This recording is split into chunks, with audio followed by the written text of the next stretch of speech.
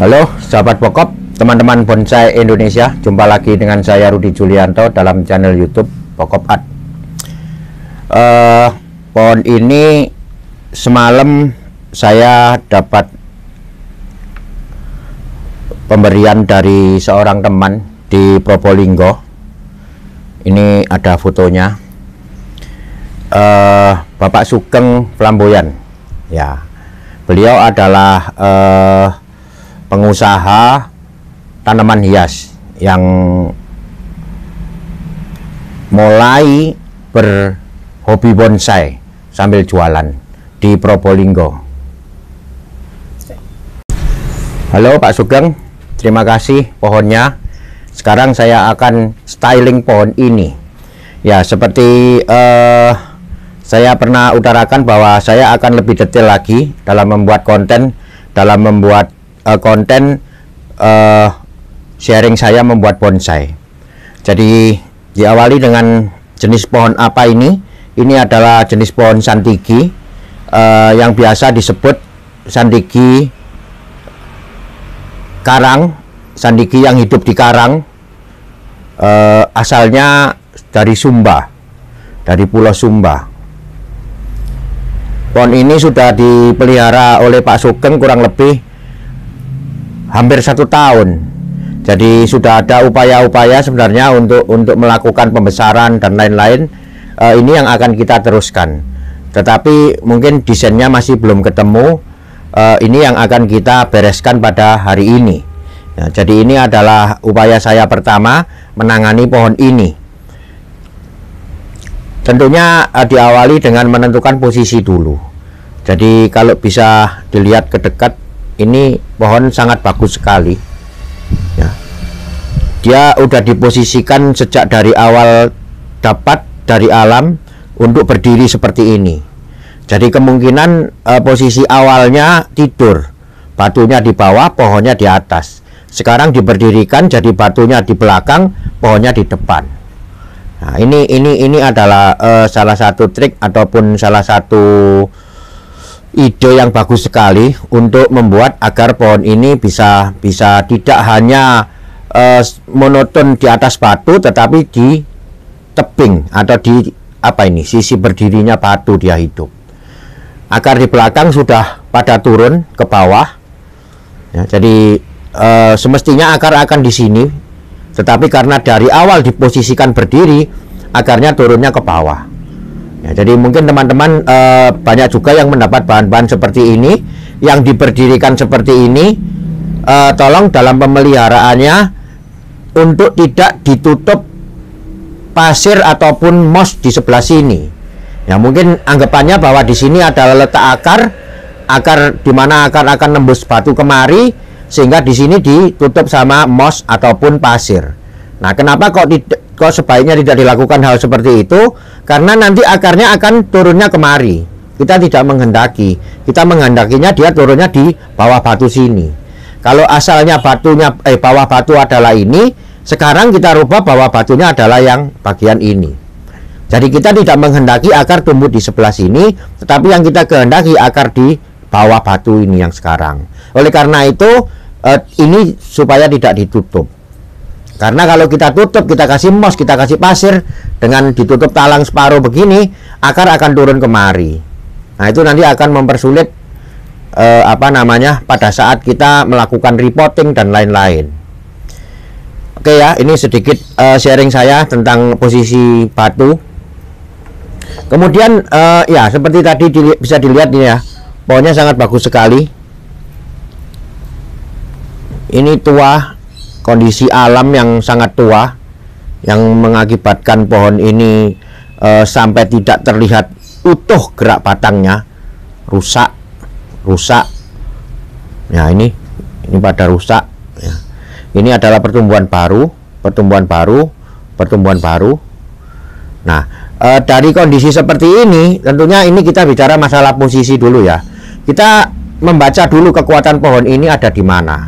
Kekuatannya ada 3, yang satu ke atas, yang satu ke samping bawah, yang satu ke samping ke bawah depan. Ini ke depan. Nah, di awal pohon ini didapat ada 3 kekuatan tumbuh. 1, 2, 3.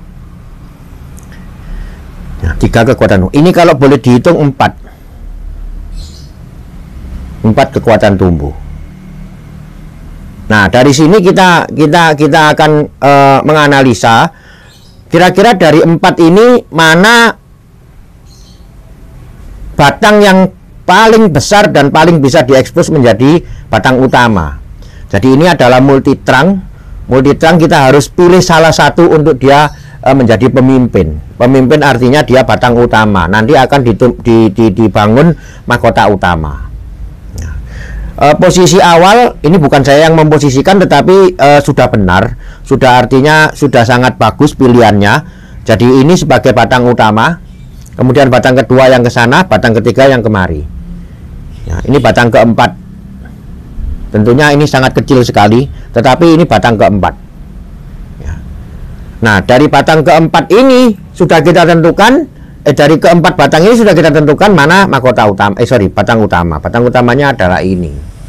Nah, setelah kita tentukan begini, posisi begini ya, artinya ini dari tidur diberdirikan sudah betul, kemudian memilih batang utama ini ada sudah betul, dan sekarang apakah letak dari batang utama ini nanti bisa apa namanya, bisa sejalan dengan batang-batang yang lain.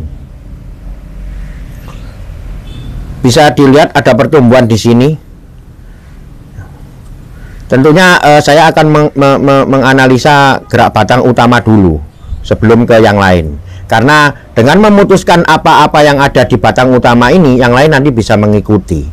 Ya, dari batang utama ini sudah muncul pertumbuhan ini.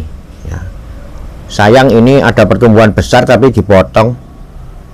Jadi ini bisa dilihat ya, ini ada pertumbuhan besar dipotong, dan ini sebenarnya ada penggantinya ini. Ini ada penggantinya. Jadi kalau saya mengikuti terusan gerak batang ini, saya senang mengikuti yang sebenarnya ini, yang dipotong ini. Ya, tetapi karena sudah dipotong tidak masalah, kita ikut apa yang ada dulu. Nah, ini yang ada ini. Nah, permasalahannya apa pada terusan batang yang ada ini? Permasalahannya adalah arah tumbuh dia berbalik ke sebelah kiri. Nah, apabila saya ingin terus menggunakan terusan pertumbuhan ini sebagai terusan gerak batang, maka mau tidak mau saya harus merubah arah tumbuh dari pertumbuhan ini. Nah, sekarang secara keseluruhan kita bisa melihat bahwa pohon ini memang seharusnya dibuat dominasi tumbuh kuat ke arah sebelah kanan. Ya kan? Ini ada pertumbuhan yang sangat kuat sekali, yang saya katakan tadi batang kedua, batang keempat bahkan mengarah ke sana, batang yang ini turun ke bawah tetapi arah tumbuh banyak yang ke sana. Jadi sudah saya putuskan akan ditentukan dominasi arah tumbuh ke arah sebelah kanan. Jadi itu tadi urutannya, posisi dulu. Setelah posisi oke, kemudian kita memilih batang utama sesuai dengan posisi yang sudah ditentukan, dan kemudian menentukan letak mahkota utama, kemudian menentukan arah tumbuh. Nah, arah tumbuh sebelah sana. Nah, kalau arah tumbuh saya putuskan di sebelah sana, maka mau nggak mau saya harus merubah kondisi pertumbuhan ini. Kalau saya tidak mau menggunakan ini, terusan batang ini, saya harus bersabar untuk menunggu pembesaran dari ranting yang ini untuk bisa diteruskan pergerakannya atau pertumbuhannya lewat cabang yang dipotong ini, ya kan? Saya akan usahakan dulu dengan apa yang ada ini. Dengan apa yang ada ini sudah sangat besar, maksud saya sudah memakan waktu 1 tahun untuk menumbuhkan sekian. Saya tidak akan mengulang lagi terlalu lama. Saya ingin merubah ini dulu. Apabila ini dirubah nanti masih tetap kurang enak, terpaksa saya harus pakai yang ini. Nah, itu tadi analisa mengenai dari awal posisi sampai ke menentukan mahkota. Nah, selanjutnya apa? Selanjutnya adalah menentukan masing-masing batangnya ini. Masing-masing 3 batang ini. Ini ada pertumbuhan. Saya awali dengan yang ini ya.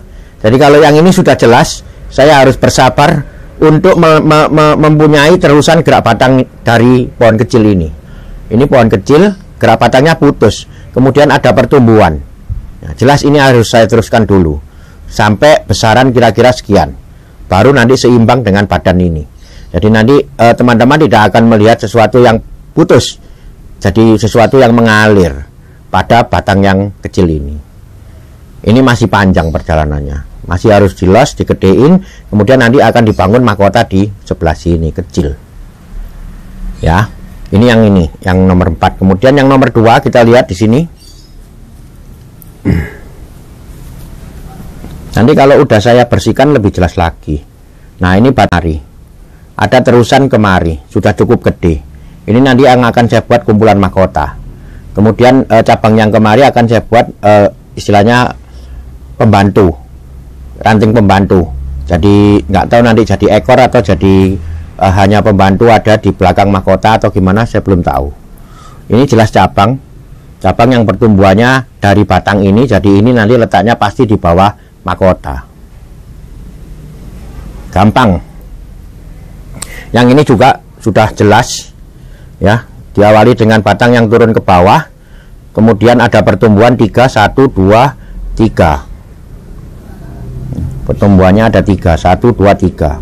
Yang ini saya akan pakai sebagai terusan gerak batang yang turun ini, kemudian dia naik dan di sini akan saya bangun mahkota. Yang lain pengikut, 1, 2 pengikut. Ada satu lagi batang kelima yang saya lihat. Nah, ini bisa dilihat ya. Sayang sekali ini pertumbuhan diarahkan ke belakang, sehingga bagian depan sini terjadi kekosongan. Nah, kalau ini bisa diarahkan ke depan sini akan lebih enak. Tetapi tidak masalah, kondisi ini yang harus kita selesaikan. Jadi saya tidak akan mencoba untuk membalikkan pertumbuhan ini lagi ke arah depan sini, atau nanti menunggu lagi pertumbuhan kecil kemudian dibesarkan lagi, tidak. Apa yang ada aja ini kita teruskan. Ya, jadi ini kebetulan buatan manusia, tetapi kalau buatan alam kita tidak bisa meriset, ya kan? Saya bisa meriset ini dengan menunggu, seperti saya menunggu ini, saya tunggu hasilnya akan lebih baik, ya lebih baik, tetapi memakan waktu lebih lama.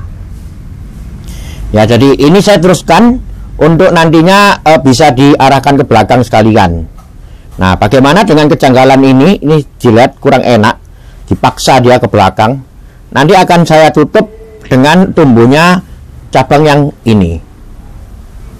Nah, ini nanti akan saya arahkan menjadi sekumpulan daun kecil yang menutup kesalahan ataupun menutup ketidakenaan visual ini, bagian ini. Ini nanti agak ke belakang, kemudian mahkota yang ini tadi agak ke depan. Jadi silang begini. Fungsinya apa? Matahari. Ya. Matahari biar didapat maksimal. Kalau saya begini kan saling tumpuk ini. Saling tumpuk. Kalau saya satu ke depan, satu ke belakang, enak, mataharinya bisa dapat full.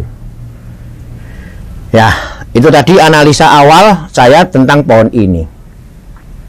Jelas ya? Jadi itu tadi bagaimana kita berpikir atau bagaimana kita menentukan desain awal dari sebuah bahan. Urutannya adalah seperti tadi. Ada beberapa hal kecil seperti ini. Ini ada potongan. Ya, nanti kita akan bersihkan sekalian kulitnya. Ini mati. Nanti akan kita bersihkan sehingga dia nyambung menjadi keringan yang ke depan ini. Ini biarin mati, nggak apa-apa, kita kupas kulitnya nanti jadi sekaligus menjadi kayu kering. Pohon ini aman dari kelapuan, aman dari kerusakan batang lagi. Karena apa? Dia hidupnya di atas batu. Nah, sekali lagi kayu kering sandigi akan kuat apabila tidak terbenam di media. Nah, setelah tadi kita menganalisa kondisi pohon ini untuk menentukan desain, kita akan secara umum atau secara keseluruhan bagaimana analisa tadi. Bagaimana kira-kira apakah semuanya sudah bisa nanti dioptimalkan potensinya. Nah, kita koreksi sekarang. Kalau melihat dari kondisinya sekarang, pohon mempunyai dimensi yang kurang bagus. Artinya dia banyak foreground di depan. Ya, sorry, banyak pertumbuhan di depan. Ini sebagai foreground, tengah middle ground, belakang background. Ya. Foregroundnya banyak, middle groundnya cukup banyak juga, backgroundnya yang kurang, ya kan? Nah, selain tadi upaya yang satu ini akan saya mundurkan ke belakang. Kemudian ini ada satu pertumbuhan, ini harapan saya. Nah, ini ada satu pertumbuhan, ya kan, dari sini. Nah, ini harapan saya artinya ini akan saya gunakan sebagai satu pohon lagi yang hidup di belakang. Jadi dia akan berfungsi sebagai background nantinya.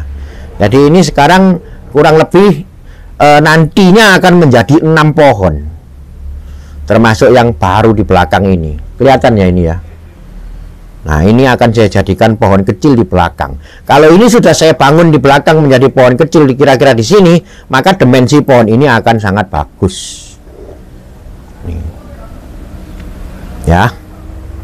Nah, saya pikir ini sudah selesai, artinya analisa awal kita sudah selesai. Sekarang tinggal kita eksekusi. Apa yang tadi saya jelaskan, sekarang akan saya eksekusi sesuai dengan rencana yang barusan kita analisa bersama. Oke, kita ikuti prosesnya selanjutnya, teman-teman. Tentunya saya awali dengan pemilihan cabang ranting. Pemilihan cabang ranting mana yang akan saya butuhkan, mana yang tidak saya butuhkan. Yang tidak saya butuhkan saya buang dulu untuk konsentrasi tumbuh. Jadi nanti yang dibutuhkan mana, biar tumbuhnya terfokus.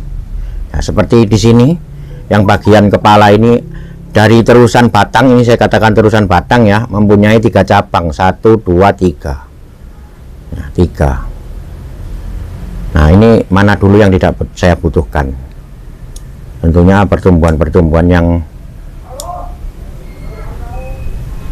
diketiak-ketiak dulu yang saya buang. Nah, ini nanti akan menjadi susunan mahkota, sehingga saya tidak membuang terlalu banyak. Saya butuh banyak ranting ataupun anak ranting di sebelah sini. Tetapi yang seperti ini, yang pertumbuhannya kurang bagus, saya buang dulu.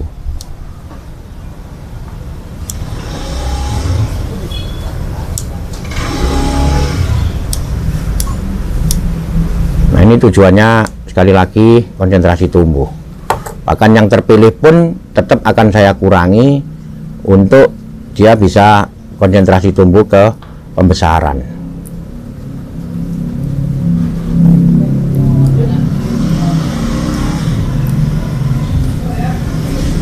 Sekarang ranting yang kedua, cabang yang kedua. Pertumbuhan yang kurang bagus kita buang dulu. Meskipun kita butuh banyak ranting atau anak ranting nggak apa-apa, tapi yang kurang bagus kita buang dulu, biar fokus dulu.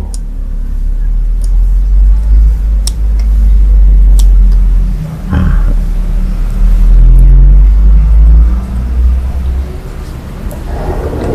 Ini yang ketiga.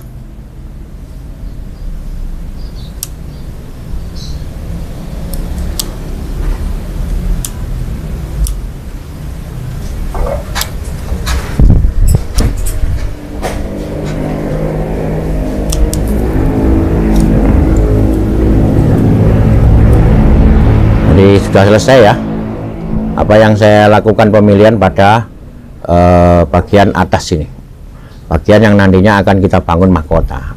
Nah, nanti akan kita lakukan pengarahan atau pengawatan untuk dia bisa mengarah ke paling tidak lurus dulu. Nah, setelah itu baru nanti cari arah menuju ke arah sebelah kanan untuk dibangun mahkota. Mahkota akan cenderung sedikit mempunyai arah tumbuh ke kanan. Meskipun ini batangnya tegak ya, jadi kalau saya menentukan ini sebagai leher, sekarang lehernya itu berbalik ke arah kiri. Jadi nanti akan saya upayakan bagaimana supaya ini mengalir ke arah kanan. Nanti kita teruskan dulu dengan proses pemilihan ya. Saya sudah berikan contoh ya bagaimana kita memilih berdasarkan kondisi ataupun berdasarkan rencana yang akan kita terapkan pada desainnya masing-masing kelompok daun.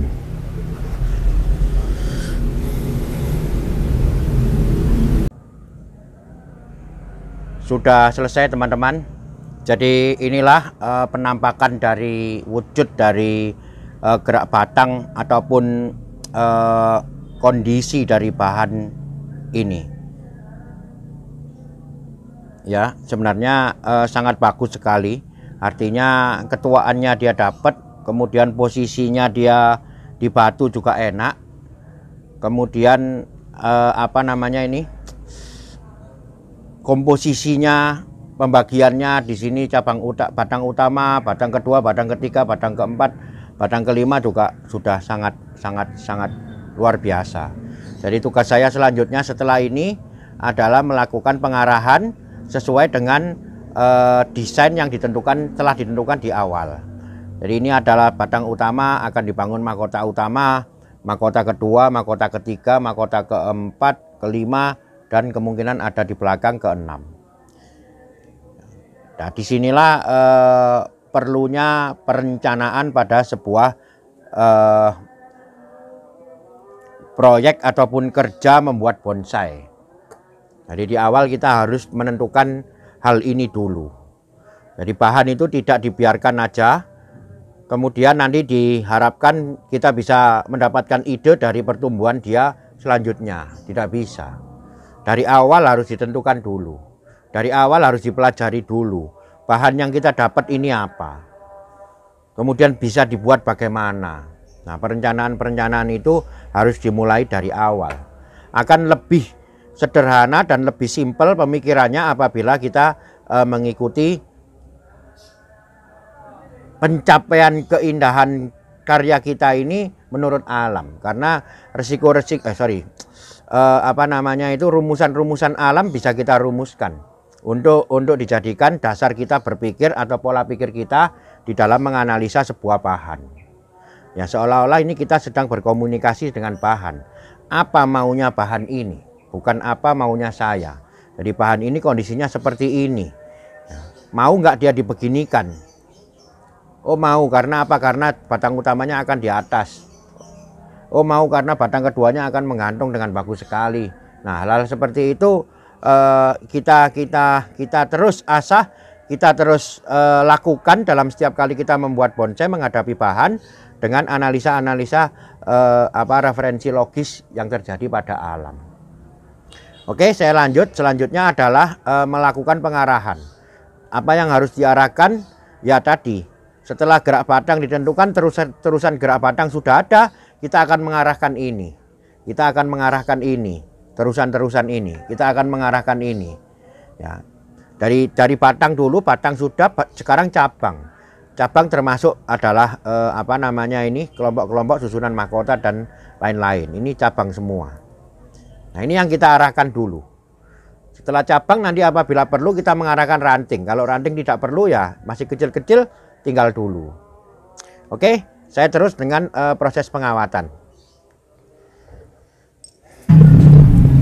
Ini sudah selesai teman-teman, jadi udah saya melakukan pengawatan dan kemudian sekaligus pengarahan. Jadi apa yang bisa saya jelaskan di sini adalah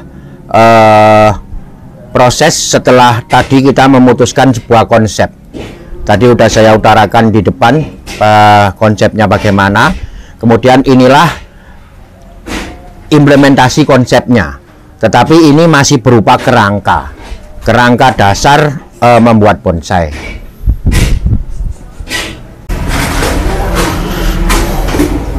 Nah, jadi apa yang bisa saya jelaskan di sini adalah saya sudah mempunyai sebuah kesepakatan dengan pohon ini bahwa posisinya akan begini. Kemudian tinggal nanti cara penanaman ke dalam pot. Saya tetap akan memilih pot yang tipis. Ya, sehingga bagian yang menggantung ini nanti akan berada di atas media. Kenapa kok saya tidak memilih pot yang casket? Karena ini ada pohon atau bagian yang menggantung. Pada dasarnya pot casket ditentukan atau dipilih apabila kita mempunyai bahan yang memang dia badannya menggantung. Karena ini yang menggantung hanya batang yang kedua dan itu pun tidak sampai melewati garis horizontal, maka pohon ini lebih cocok dipresentasikan pada kehidupan sebuah dataran, bukan sebuah tebing. Kalaupun tebing, tebing yang bukan tebing yang tinggi di atas, tebing yang masih di atas dataran. Jadi kekuatan pohon ini masih pada kekuatan batang utama, yaitu pohon tumbuh ke atas. Ya. Di sini ada bagian yang menggantung, tetapi tetap kekuatannya saya lebih cenderung untuk mempresentasikan pohon ini hidup di tebing yang ada datarannya. Nah, gitulah. Kurang lebih seperti itu. Maka nanti pot tipis akan jadi pilihan saya. Ya, selanjutnya tentang pohonnya.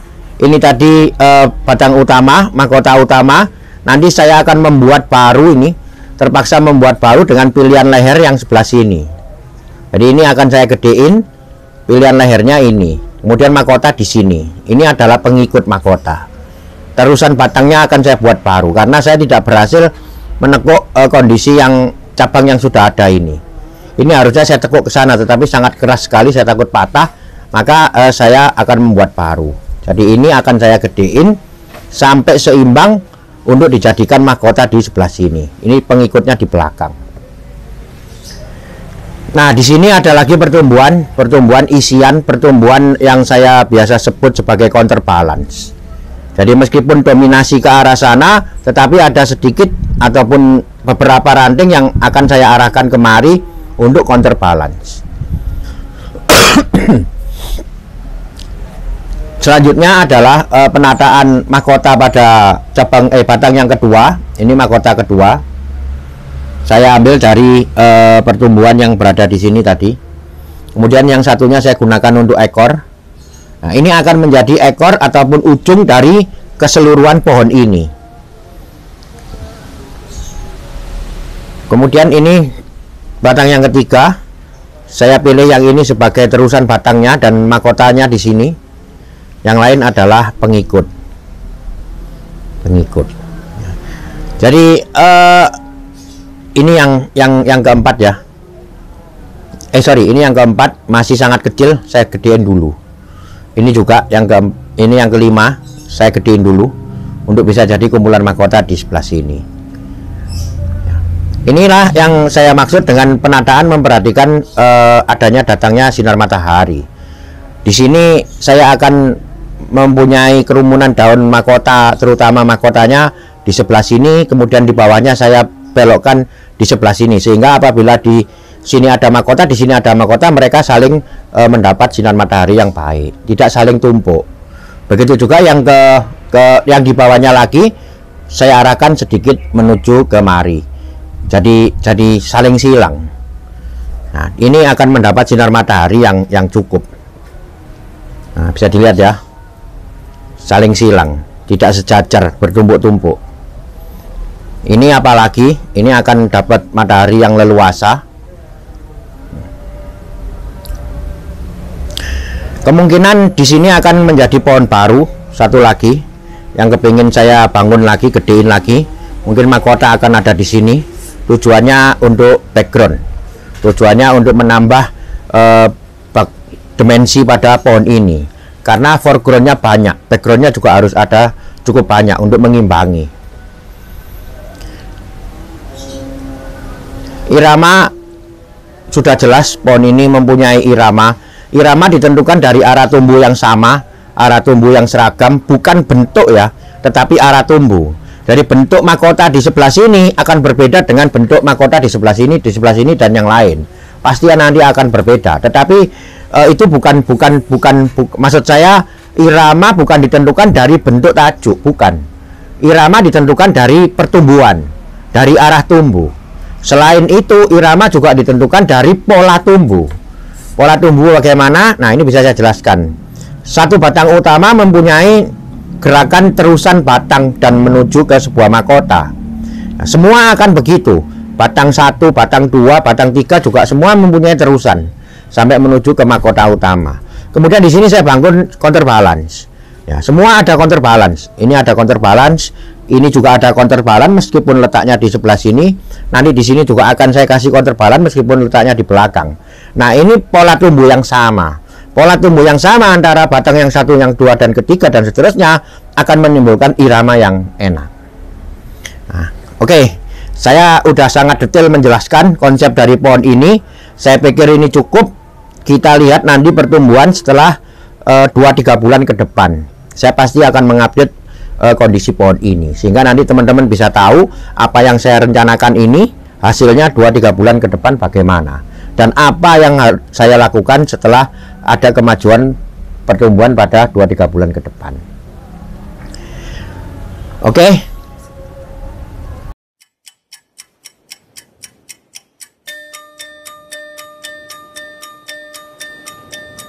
Over the horizon,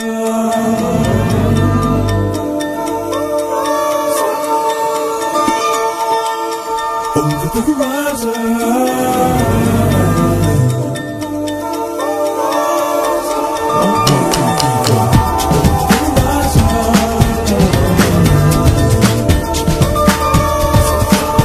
oh yeah, over the horizon.